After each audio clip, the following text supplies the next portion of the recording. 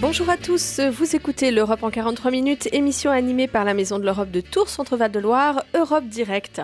Aujourd'hui, nous allons revenir sur les institutions européennes. Quelles sont-elles, quel est leur rôle et comment travaillent-elles? En compagnie de Christine Bousquet, présidente de la Maison de l'Europe de Tours et professeure émérite en histoire médiévale à l'Université de Tours. Bonjour Christine. Bonjour Astrid, bonjour à tous. Donc Christine, nous allons rentrer dans le vif du sujet. Déjà, quelles sont les institutions européennes et pourquoi existent-elles ces institutions ? Alors, les institutions, il faut d'abord, avant de rentrer même dans le problème européen, les institutions, c'est ce qui fait la démocratie. On oublie toujours, on pense toujours que la démocratie, c'est l'élection. C'est vrai que l'élection, la libre élection, elle est fondamentale en démocratie. Mais s'il n'y a que la libre élection, on ne va pas très loin. Il faut qu'il y ait un système institutionnel. Donc, c'est la preuve que l'Union européenne est une démocratie de 450 millions d'habitants, c'est un certain nombre de pays, de nationalités, de langues, et tout ça fonctionne ensemble. Donc c'est une réussite absolument extraordinaire d'avoir pu créer des institutions. Ça, c'est la première chose. Il n'y a nul autre pareil d'ailleurs dans le monde. Oui, il y en a nulle part ailleurs comme ça. Donc c'est quand même quelque chose de particulièrement important et dont je crois légitimement les Européens devraient se sentir fiers et partie prenante. Alors ça, c'est la première réflexion. La seconde réflexion, pourquoi revenir sur cette question ? On a souvent fait des émissions, on a souvent parlé des institutions, mais cette année, on est une année européenne, une année d'élection européenne. Et je pense que pour la préparer, il faut que tout le monde sache à quoi servent les institutions, comment ça fonctionne. On connaît tous le Parlement, la Commission, mais finalement, qu'est-ce qu'ils font chacun? Comment ils sont nommés, élus? Quels sont leurs pouvoirs? Comment travaillent-ils ensemble? C'est important. Si nous voulons rester une vraie démocratie à une époque où les tentations de ce qu'on appelle les démocratures sont importantes, y compris en Europe. Tout à fait. Eh bien, si on veut lutter contre ça, il faut absolument que les institutions européennes soient au cœur de notre réflexion pour qu'on puisse aller voter véritablement en conscience pour l'avenir de notre continent, l'avenir de cette Union européenne. C'est effectivement fondamental. Donc, quelles sont ces institutions, Christine ? Alors, il y a des grandes institutions que tout le monde connaît, la Commission, le Parlement. En fait, il y a 7 institutions européennes, vraiment, et puis il y a 7 organes de l'UE, il y a des agences décentralisées qui sont réparties dans l'ensemble des pays européens de l'UE, et tout ça a pour but d'œuvrer pour promouvoir les intérêts communs de l'Union européenne et donc les intérêts communs des citoyens européens. Il ne faut jamais oublier que ce qui est important, ce sont les citoyens, c'est-à-dire vous, moi et tous les autres. Et c'est là, d'ailleurs, la principale difficulté avec nos gouvernants nationaux qui estiment qu'ils sont au-dessus de tout et que, comment ça, on peut œuvrer au bonheur des citoyens sans passer forcément par eux. Et c'est un vrai problème, mais c'est un problème d'ego de gouvernement. Ça ne devrait pas être un problème de citoyens. L'UE est là pour les citoyens européens. Je vous donne un exemple. Rappelez-vous, la campagne de vaccination sur le Covid. Si on avait dû attendre que les chefs d'État et de gouvernement européens se bougent, on commencerait la vaccination. Oui. Et combien de morts? Là, c'est l'Union européenne qui a pris les choses en main et ça s'est très bien passé. Ça a été très rapide. Donc voilà, c'est juste un petit détail, mais c'est quand même pas un détail anecdotique. Quand on se rappelle ce qu'a été la crise Covid, c'est pas un détail anecdotique, mais c'est un détail très concret qui nous montre que ces institutions travaillent pour les citoyens européens. Alors, ces institutions, elles ont une histoire, bien sûr. Elles ne sont pas nées toutes en 1957. 1957, c'est le début du marché commun. Et comme son nom l'indique, c'est un marché, c'est-à-dire un ensemble économique. On se dit qu'en faisant des échanges, on évitera peut-être une nouvelle guerre. Je crois qu'il faut quand même avoir toujours cette idée. Les échanges sont liés, ont eu pour but d'empêcher l'Allemagne de réarmer. Donc, on avait du charbon et de mettre ça en commun pour que personne ne puisse se réarmer tout seul et qu'il fallait travailler ensemble.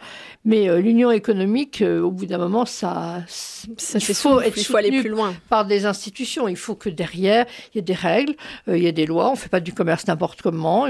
Quand on ne veut pas d'OGM, par exemple, dans les produits, il faut qu'il y ait quelqu'un pour le dire. Demander à 27 parlements de définir la loi, ça va être très compliqué. Donc, il fallait forcément, à un moment ou à un autre, passer à un projet politique. Alors, avec différents stades, bien entendu. Et c'est le travail de tous les traités fondateurs. Le premier traité, le traité sur le fonctionnement en 1957, le marché commun, et puis le traité de Maastricht en 1992, qui a vraiment lancé l'idée d'une Europe politique, avec donc des éléments communs qui ne soient pas simplement économiques, et puis plus récemment, le traité de Lisbonne en 2007, qui a apporté des modifications, qui a ajouté des compétences aux institutions. Et notamment beaucoup plus de compétences au Parlement européen, qui représente les citoyens. Il ne faut pas l'oublier. L'Europe en 43 minutes sur RCF Touraine. Nous voyons aujourd'hui les institutions européennes en compagnie de Christine Bousquet. Donc, nous sommes revenus un petit peu sur les institutions, qu'elles ne se sont pas faites en un jour, qu'elles sont nécessaires pour l'exercice de la démocratie. Donc, justement, on va revenir peut-être sur ces institutions, les trois plus connues, et le triangle vraiment institutionnel. Ce qu'on appelle le triangle institutionnel. Européen, de l'Union européenne, c'est la Commission européenne, le Parlement européen et le Conseil de l'Union, le Conseil des ministres. Voilà, tout à fait. Donc, un triangle. Et on va ajouter, parce que les Européens ont quelquefois la culture du pas très simple, on va ajouter un quatrième petit larron, qui est donc, on va dire, le quatrième côté du triangle, ce qui est idiot, mais qui va jouer un rôle important, qui est le Conseil européen. Donc, 4 institutions principales. Donc, d'abord, le triangle institutionnel. Bien, c'est exactement le décalque un peu de ce que sont les institutions d'une démocratie. Vous avez d'un côté la partie exécutive, en France on a un président, on a un gouvernement, de l'autre côté un parlement, et puis un troisième élément qui est un peu particulier, qui est le Conseil des ministres. Alors, qu'est-ce que fait chacun ? D'abord, le Parlement. Le Parlement, comme chacun sait, ce sont des députés qui sont élus à un tour. Ils sont élus à la majorité absolue, bien sûr, à la majorité relative, parce que c'est à un tour. Et ce sont nos représentants. Ils représentent directement les citoyens de l'Union européenne et ils sont élus par nous. Ça va être au mois de mai, juin cette année. Du 6 au 9 juin. Voilà, 6 au 9 juin. Pour la France, ce sera le 9 juin. Tout le monde ne vote pas le même jour dans l'Union européenne. Donc, on va avoir donc une chambre complètement revue, un parlement complètement revu. Alors, quel est son fonctionnement ? Bien, il fonctionne exactement comme un parlement avec des groupes politiques qui sont transnationaux. Il n'y a pas de parti national au Parlement européen. On a 2 grands partis qui sont le PPE et le PSE. Donc d'un côté le parti SED. Le SED, oui. C'est à chaque fois, je veux reprendre le PSE. Et le PPE, c'est plutôt la droite plutôt la droite républicaine. Oui, républicaine et puis les partis sociaux-démocrates de l'autre côté. Bon, ça, c'est les 2 grands partis qui ont fait l'histoire. Qui ont fait l'histoire du Parlement européen.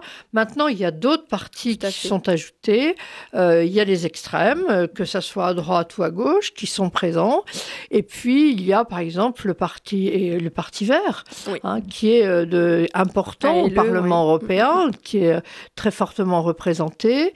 Il y a également le parti qu'on appelle nous en France le parti macroniste, mais qui va créer un parti plutôt centriste au Parlement, alors qui existait déjà, mais qui s'est un petit peu fédéré depuis la première élection d'Emmanuel Macron. Donc on a des groupes parlementaires qui sont plus diversifiés, plus éclatés, donc plus difficiles à mettre en œuvre.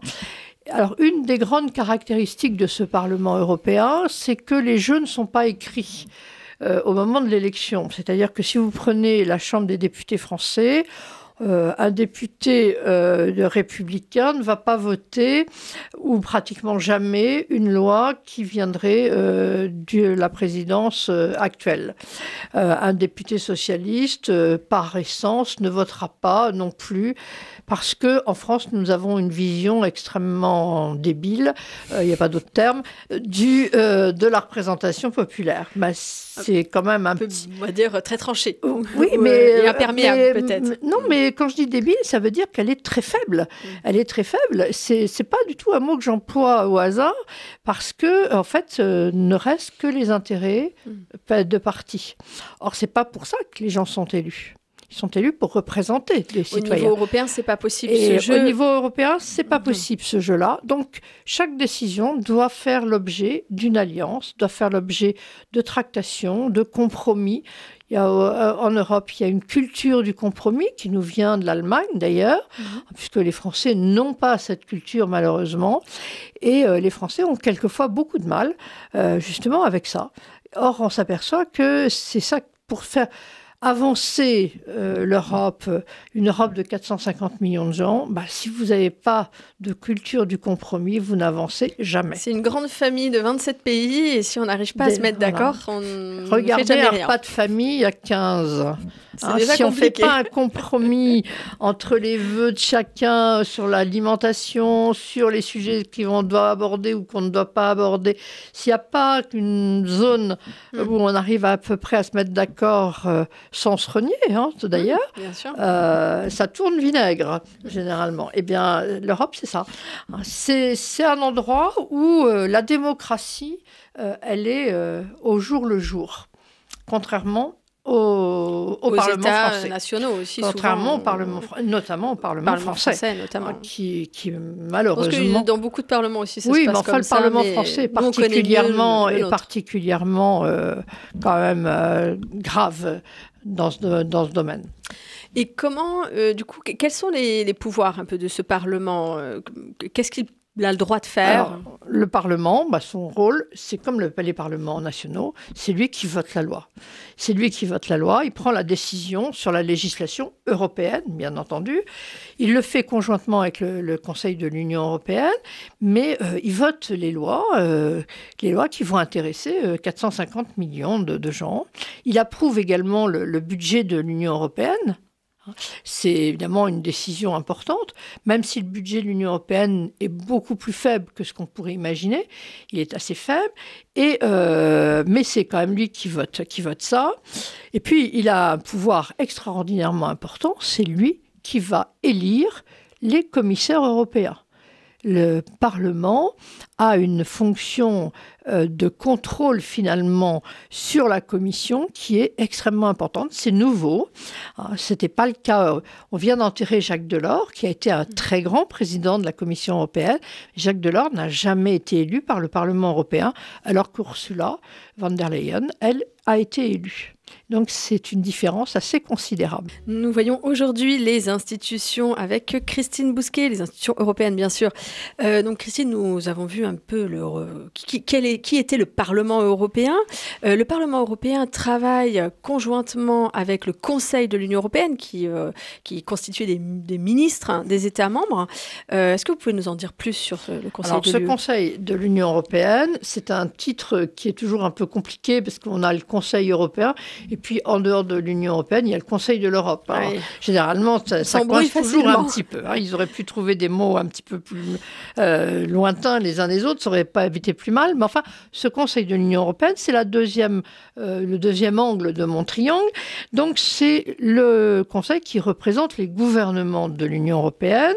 Et c'est donc, par exemple, lorsqu'une décision doit être prise au niveau de l'agriculture, qui est une compétence européenne, eh bien, ce sont les ministres de l'agriculture structure des 27 qui se retrouvent pour adopter une législation pour prendre des décisions qui vont concerner leur domaine, coordonner la politique agricole commune.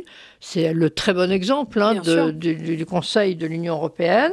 Et donc, ce Conseil a une formation différente suivant le sujet qui est traité, bien entendu. Alors, il va voter, les ministres vont prendre les décisions conjointement avec le Parlement. Et pour conclure sur ces deux institutions, il faut penser qu'une décision européenne, pour qu'elle soit appliquée, il faut que les parlements nationaux, il faut que les États se l'approprient. Parce que sinon, ça ne sera pas appliqué. Donc, il y a deux systèmes d'appropriation. Soit le texte qui a été voté par le Conseil de l'Union et par le Parlement est adopté, ne doit pas être transféré, il doit être adopté tel quel. C'est un règlement. Donc là, c'est la loi européenne qui s'applique. On n'a pas besoin de l'adapter. Soit c'est une directive. Et dans ces cas-là, chaque Parlement national doit faire rentrer dans sa propre législation le texte de la directive en l'adaptant éventuellement. Et quand on est français, généralement, on en rajoute toujours une couche. On rajoute toujours un élément plus contraignant pour pouvoir dire après que c'est l'Europe qui contraint, alors que c'est la France qui contraint. Et c'est toujours intéressant. Je pense qu'un des éléments clés quand on travaille sur la législation européenne, c'est de voir ce qui est vraiment du domaine, ce qu'a vraiment décidé l'Europe et puis ce qu'a rajouté la France. Il suffit juste souvent d'aller voir dans les législations des pays voisins qui, elles, sont juste stricto sensu. Copie conforme du Parlement. Elles appliquent juste ce qu'il faut de la loi européenne et finalement la transcription française qui est, comme vous le dites souvent, est souvent plus contraignante. Beaucoup plus contraignante et donc qui concourt à donner aux Français l'image d'une Europe contraignante, alors que c'est la France qui met des contraintes. Et ça, on ne le dit jamais assez. Après, ça dépend aussi peut-être de l'état d'avancement de la législation dans un certain domaine français. Oui, mais je pense que c'est d'abord parce que les Français veulent être les maîtres de son truc et mettre des contraintes. Parce que vous savez, en France, la grande phrase, c'est « si c'est bien, c'est nous, si c'est pas bien, c'est l'Europe ». Alors, quand le problème, c'est que l'Europe fait quelque chose de bien, on va quand même pas la laisser faire. Il va falloir mettre une petite note. J'ai l'air de le dire de manière un peu souriante et un peu... Mais en fait, je ne souris pas tellement en le disant, parce que malheureusement, c'est la réalité. Donc, en tout cas, il faut bien savoir que quand ils travaillent ensemble, le Parlement européen est présent lors des séances du Conseil de l'UE. Et ils doivent se mettre d'accord, par exemple, sur les textes pour que ce soit complètement adopté à la virgule près. Oui, absolument. Donc, alors, quand je parle de compromis, il y a un travail en amont qui est extraordinairement important. Et ce Conseil de l'Union européenne est évidemment en lien très, très étroit avec le Parlement qui a finalement un droit un peu de contrôle sur ce qui va sortir, parce qu'un texte pondu par les ministres de l'Agriculture européenne ne pourra pas passer si le Parlement n'est pas derrière chaque virgule, chaque mot. Et les mots ont un poids. On doit les traduire dans 24 langues, donc on ne peut pas se contenter d'à peu près ou en disant on va laisser la place à quelques doutes ou quelques... Non, il faut absolument que tout soit clair pour que les traductions puissent se faire et que ça soit impeccable. D'ailleurs, je voudrais ajouter que les décisions au niveau du Conseil de l'Union européenne sont prises à la majorité qualifiée. Oui. Alors, qu'est-ce que ça veut dire ? Ça veut dire qu'il faut qu'il y ait au moins 15 pays, à peu près. C'est 55%, je crois, des pays. Voilà. Donc, à peu près 15 pays, pour dire les choses. Et puis, ces 15 pays représentent au minimum 65% de la population. C'est assez évident. On a des pays et des populations de taille très différentes. Quand vous prenez Malte, Chypre, la Belgique, quand vous prenez des pays qui ne sont pas très peuplés, la Slovénie, par exemple, évidemment, si ces pays-là tous décident de quelque chose, ça ne représente quand même pas grand-chose au niveau population. population et imposer à tout le reste des 450 millions la décision de quelques millions d'habitants, 10 millions d'habitants, c'est pas assez. Ouais. C'est pareil, si 15 pays, ça évite qu'il y ait une emprise trop importante des pays très importants comme la France, l'Allemagne, l'Italie, l'Espagne. Il faut que les petits, ce qu'on appelle les petits pays, sans aucun mépris de ma part, puissent être représentés. Donc la majorité qualifiée, c'est ça. C'est un jeu sur la taille des pays et sur la population. Votre émission sur l'Europe, c'est l'Europe en 43 minutes sur RCF. Nous continuons avec notre triangle institutionnel, donc des institutions européennes, avec Christine Bousquet. Donc, nous avons vu le Parlement européen, nous avons vu le Conseil de l'Union européenne. Et maintenant, le troisième, la tête, le cœur et la tête un petit peu des institutions de l'Union européenne, la Commission européenne. La Commission européenne. Alors maintenant, aujourd'hui, tout le monde sait qui dirige la Commission européenne. Je ne suis pas sûre qu'il y a 10 ans, tout le monde savait qui était le chef de la Commission européenne. Ursula von der Leyen a mis la Commission européenne en lumière, et d'abord, sans qu'elle le cherche forcément au départ, puisque effectivement cette commission est élue maintenant par le Parlement. Donc c'est une émanation de la démocratie, donc de notre propre vote. Alors la Commission européenne, quelle est sa fonction? Elle représente les intérêts communs de l'Union européenne. Elle est l'organe exécutif. C'est le gouvernement de l'Union européenne, tout simplement. Pour résumer les choses, c'est le gouvernement. Elle a un droit donc d'initiative, c'est-à-dire que c'est elle qui présente des propositions de loi, propositions législatives qui vont être examinées, adoptées ou non, par le Parlement et le Conseil de l'Union européenne. Donc, elle a une fonction donc extrêmement importante au niveau des lois, et puis elle gère aussi l'application des lois, l'application des politiques de l'Union. Alors, à l'exception, mais les choses ont changé avec Ursula von der Leyen, à l'exception, normalement, de la politique étrangère et de sécurité commune, puisque normalement, c'est le vice-président de la Commission, ce qui revient à dire quand même que c'est la Commission. C'est un peu un jeu sur les mots, là. Alors, le vice-président de la Commission européenne, il est le haut représentant pour la politique européenne de sécurité, la politique étrangère et de sécurité commune. C'est monsieur, j'oublie toujours Joseph Borrell, voilà, j'avais oublié son nom. Donc, Joseph Borrell, qui est donc le vice-président de la Commission. Donc, la Commission est essentielle pour la politique étrangère. Et là, on a vu que Mme von der Leyen avait pris un peu le pas. Notamment, on l'a vu aller en Israël après les attentats du 7 octobre. Elle représente les citoyens européens. Ça n'avait rien de très choquant, à mon avis. Et Joseph Borrell est un monsieur qui n'est plus tout jeune, qui n'est pas très connu. Je ne suis pas sûre qu'on fasse un sondage dans la rue demain. Qui est le haut représentant? On fera un flop. Donc, voilà, je crois que c'est quand même important que ça soit maintenant que le président ou la présidente de la Commission puisse exercer aussi de manière claire et visible cette prérogative. La Commission, elle gère le budget qui a été voté par le Parlement. Et elle s'assure que chaque pays applique le droit de l'Union, qu'il n'y ait pas un petit malin qui fasse n'importe quoi, parce que il va avoir des financements européens. Quand la Pologne ou la Hongrie se mettent à avoir des politiques qui sont contraires aux droits de l'Union européenne, aux valeurs des traités, bien sûr, eh bien la Commission tape du poing sur la table et les menace de leur retirer leur argent. Et quand on est la Hongrie et la Pologne, on a beaucoup d'argent de la part de l'Union européenne. Donc, c'est pas du tout anecdotique tout ça. Ce sont des vrais pouvoirs. La Commission, c'est vraiment le gouvernement. Alors, cette commission, elle a des représentants dans les différents pays. Il y a des porte-paroles de la Commission, une représentation de la Commission. Et d'ailleurs, la Maison de l'Europe, Europe Direct, on est très en lien avec ces représentations. Bien notamment entendu. Les deux représentations françaises. Il y en a une à Paris et une à Marseille. Une à Marseille. Et ce sont des gens, ce sont nos interlocuteurs particuliers et permanents. Et cette commission, elle a justement, ses représentants leur permettent, et donc nous permettons de suivre et d'analyser l'évolution de l'opinion publique dans les différents pays de l'Union européenne, de fournir,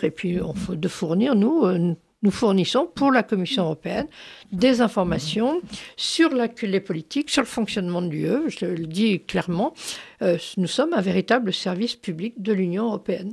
Ce qu'on oublie quelquefois. Donc voilà, c'est la Commission, voilà ses fonctions qui sont des fonctions essentiellement exécutives, le Parlement en fonction législative avec le Conseil de l'Union européenne. On est vraiment dans une structure démocratique, séparation des pouvoirs. Donc quand on regarde bien, élection, séparation des pouvoirs et institutions, on a le trio gagnant d'une démocratie.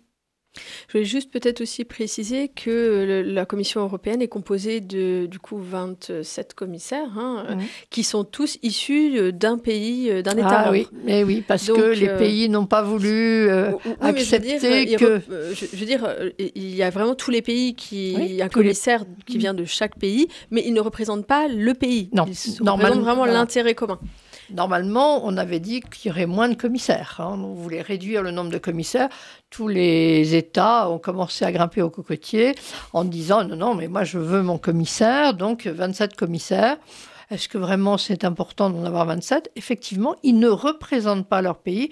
Quand Michel Barnier était commissaire européen ou quand Thierry Breton est commissaire européen, ils ne s'occupent pas de la France, des intérêts français, ils s'occupent des intérêts de l'Union. C'est très important de le rappeler, oui.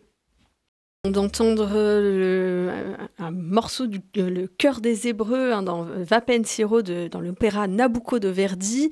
Je pense que Christine, vous voulez nous en dire un petit mot ? Oui, alors pourquoi choisir Nabucco pour illustrer les institutions européennes ? C'est, pour beaucoup d'entre vous le savent, c'est un peu l'hymne officieux des Italiens. C'est Verdi qui compose ça pour rappeler la volonté des Italiens de devenir un pays, de se débarrasser des tutelles étrangères. L'Italie n'est plus unie depuis la fin de l'Antiquité. Elle a volé en éclats, l'unité italienne.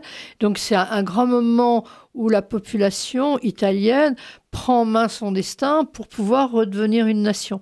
Et donc le Va Pensiero, qui rappelle évidemment le Chœur des Hébreux, même s'il y a beaucoup d'adaptations par rapport au Chœur des Hébreux, dans la Bible, c'est un texte qui, en Europe, peut parler sur la volonté aujourd'hui, qui est très forte, d'un certain nombre de pays de rejoindre l'Union, de prendre en main leur destin. On vient de le voir avec des gens comme les Moldaves, comme les Ukrainiens, comme les Géorgiens, qui tous sont candidats à l'Union européenne et qui doivent d'abord se débarrasser des tutelles étrangères. Alors on pense à l'Ukraine, non, bien sûr, parce qu'il faut se débarrasser des Russes, mais aussi se débarrasser du poids de tout ce qui a été subi.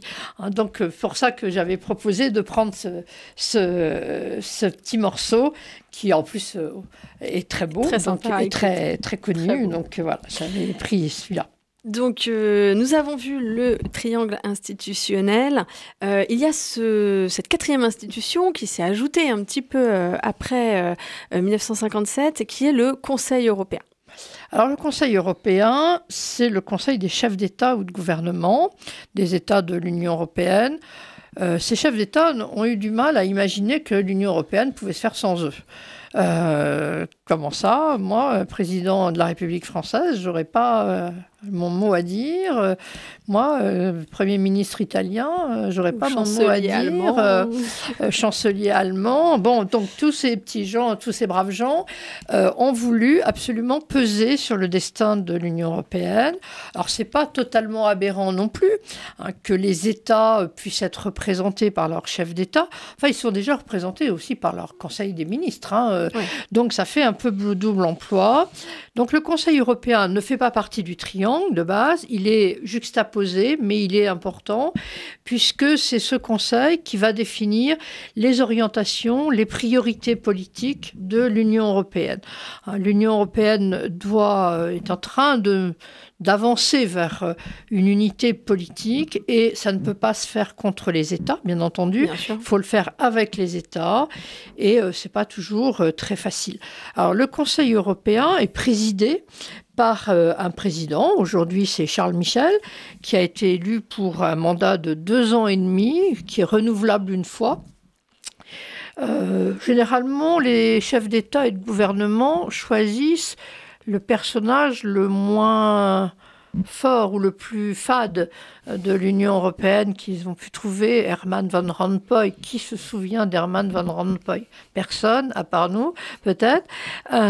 Donc, ce sont des gens qui ne doivent pas faire d'ombre aux chefs d'État. Et c'est assez bien réussi de ce point de vue-là. Charles Michel, qui est donc le président du Conseil européen, a normalement la priorité sur la présidente de la Commission européenne. On l'a vu en Turquie, où il a été en plus du grossier vis-à-vis d'Ursula von der Leyen, puisqu'il n'y avait pas de siège pour elle. Mais c'est important de rappeler que c'est un personnage qui est élu par les chefs d'État, qui n'est pas du tout l'émanation des citoyens comme l'est la présidente de la Commission. Donc ce Conseil européen n'adopte pas de texte législatif, il donne des impulsions, des priorités. Il peut simplement adopter des modifications éventuelles des traités. Le traité de l'Union européenne, ils peuvent faire bouger les choses s'il le faut, parce que c'est important.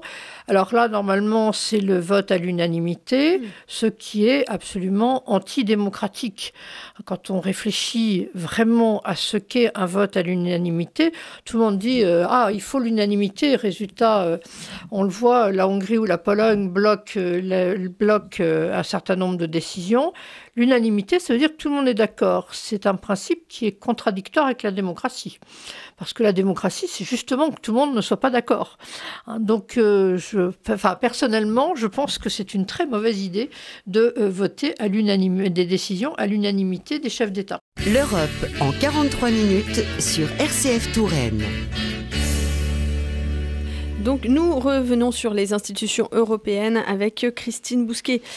Christine, est-ce que vous voulez terminer un petit peu sur le Conseil européen? Non, je crois que j'ai dit à peu près l'essentiel sur ce Conseil européen. D'accord. Il se réunit généralement deux fois par an, plus quand on est en état de crise, quand avec la guerre en Ukraine. À peu près une fois par trimestre. Oui, à peu près. Maintenant, la périodicité a changé un peu parce que le monde est devenu plus compliqué, donc on a besoin ils ont besoin de se réunir plus souvent. La guerre en Ukraine a été vraiment l'élément déclencheur là-dessus. Alors à côté, il y a les autres institutions qu'on a tendance quelquefois à oublier. La preuve, mais nous, on va mais qui sont très importantes aussi. Mais qui sont très importants. Alors il y en a 3 essentiellement. Il y a la Cour de justice de l'Union européenne, il y a la Banque centrale, et puis il y a la Cour des comptes. La Cour des comptes, je vais régler son sort rapidement. La Cour des comptes, c'est comme dans n'importe quelle société, entreprise, pays. La Cour des comptes, c'est ce qui permet d'avoir une gestion financière saine, de renforcer la transparence. Quand vous êtes obligé de rendre des comptes, eh bien, vous êtes obligé d'être transparent. Donc, la Cour des comptes, c'est la gardienne des intérêts financiers des citoyens de l'Union européenne. Voilà, pour résumer. Sûr que l'argent est bien utilisé. Voilà, qu'il est bien utilisé, qu'ils sont bien comptabilisés, qu'il n'y a pas de corruption.